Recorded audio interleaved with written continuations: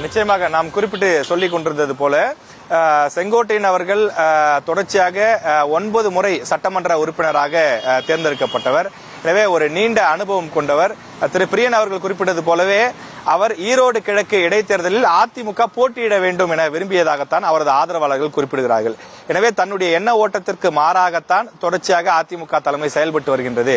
பல விஷயத்துல எங்க அண்ணன் பாத்தீங்கன்னா பொறுத்து போயிட்டாரு. ஆனா அவர் தொடர்ச்சியாக ஒரு அலட்சியப்படுத்தக்கூடிய வகையில அவர்களுடைய செயல்பாடுகளுக்கு, குறிப்பா எடப்பாடி பழனிசாமி, எஸ்பி வேலுமணி அவர்களுடைய செயல்பாடுகள் இருக்கு அப்படின்னு சொல்லி குற்றச்சாட்டுகளை முன்வைக்கிறாங்க.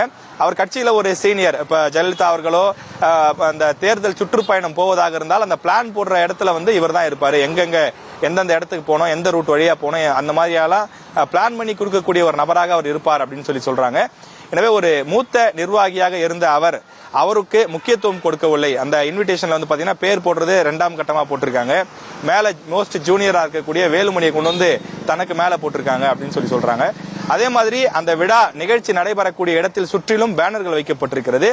அந்த இடத்திலாவது எம்ஜிஆர் மற்றும் ஜெயலலிதா அவர்களுடைய புகைப்படங்களை வைக்க வேண்டும் என செங்கோட்டையன் அவர்கள் இந்த விழா ஏற்பாட்டாளர்களும் தெரிவித்திருக்கின்றார். இந்த நிகழ்ச்சியை நடத்தினது விவசாயிகள் என சொல்லப்பட்டாலும் அதை முழுக்க பின்னின்று பார்த்தவர், அனைத்து விதமான கவனிப்புகளையும் செய்தவர் வேலுமணி தான் என்று சொல்கிறார்கள். எனவே வேலுமணி திட்டமிட்டு எம்ஜிஆர் மற்றும் ஜெயலலிதா அவர்களுடைய புகைப்படங்களை தவிர்த்தாரா, எடப்பாடி அவர்களை மட்டும் முன்னிலைப்படுத்தினாரா என்ற ஒரு சந்தேகத்தையும் இவர்கள் எழுப்புகிறார்கள்.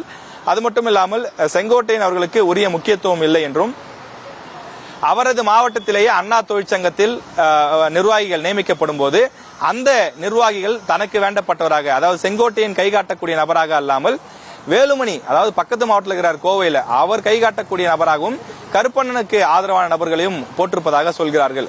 எனவே கட்சியில் தனக்கு எந்த விதமான ஒரு முக்கியத்துவமும் இல்லை. அதுல செங்கோட்டையன் அவர்களுடைய ஆதரவாளர்கள் என்ன சொல்றாங்க அப்படின்னா, அண்ணெல்லாம் சேர்ந்து வளர்த்ததுதான் இந்த கட்சி தானா உருவாயிடல. எனக்கு எம்ஜிஆர் அவர்கள் கட்சி ஆரம்பித்த போது ஒவ்வொரு இடத்திலும் ஒவ்வொருவரும் தூணாக இருந்தார்கள். அப்படி கொங்கு மண்டலத்தில் தூணாக இருந்தவர்கள் ஒருவர் தான் செங்கோட்டையன். தொடர்ச்சியாக இன்று வரை கட்சிக்கு விசுவாசமாக இருக்கிறார்.